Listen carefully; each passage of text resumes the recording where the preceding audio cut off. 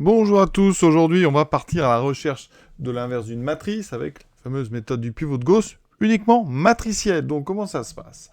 Eh bien d'abord on va écrire à gauche la matrice ici de A. Donc 0, 1, 2, 1, 1, 2, 0, 2, 3. Et à droite on écrit la matrice identité. Des 1 sur la diagonale et des 0 ailleurs. C'est une méthode un petit peu laborieuse, mais il faut aller doucement. On est sûr d'arriver au bout. Donc première étape, ça va être le choix du pivot. Le pivot, c'est ce nom qu'on va être en haut à gauche, qui va être ici le plus important, puisqu'il va permettre de faire des combinaisons simples. Et donc la première étape, c'est cette inversion L1, L2. De façon à mettre en haut notre pivot. Donc on a 1, 1, 2, on échange en fait deux lignes.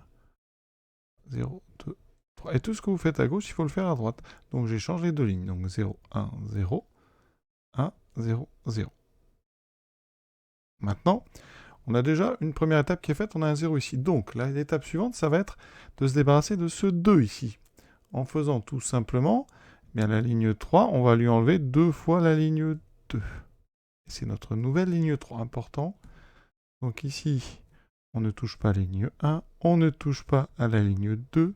Par contre, on fait donc ici 0, 2 moins 2, 0, 3 moins 2 fois 2, donc 3 moins 4, moins 1. Et de l'autre côté, on fait exactement la même chose tranquillement. Donc ici, ligne 3 moins 2 fois ligne 2, donc 0 moins 2. Donc ici, j'ai un moins 2. 0, 1 moins 2, donc j'aurai un 1. Étape importante, on est arrivé sur une matrice triangulaire supérieure dont les coefficients diagonaux 1, 1 et moins 1 sont non nuls. Donc notre matrice A de départ est inversible. Maintenant, on va ici mettre des 1 sur la diagonale.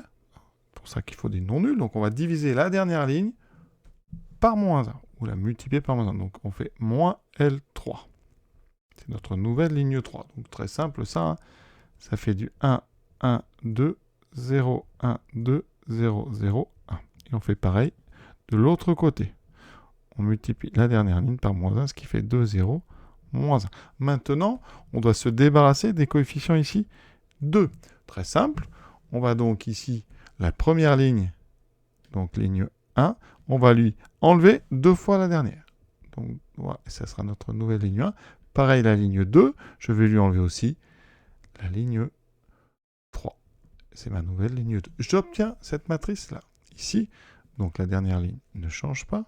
La première, on va lui enlever en fait ici le 2. Il n'y a que le 2 qui est touché. Et ici, on a 0, 1, 0.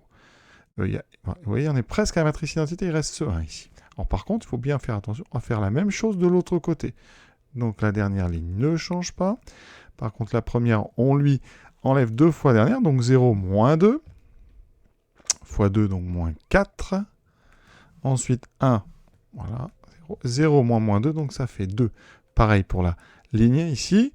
Donc, on lui enlève 2 fois la dernière, donc 1 moins 4, moins 3, 0 et 2. Il nous reste maintenant à nous débarrasser de ce coefficient 1. Très simplement, petite combinaison. La ligne 1, on va lui enlever la ligne 2. Et c'est notre nouvelle ligne 1, vous voyez, va apparaître ici. 1, 0, 0. Et partout, on a exactement ce qu'il faut. De l'autre côté, on pense à le faire. Donc, première ligne, moins la deuxième. Moins 4 plus 3, moins 1. 1, 0. Et on a terminé. À gauche, on a la matrice identité. Donc, à droite, on a l'inverse de A. C'est donc A moins 1. On a terminé ce petit exercice.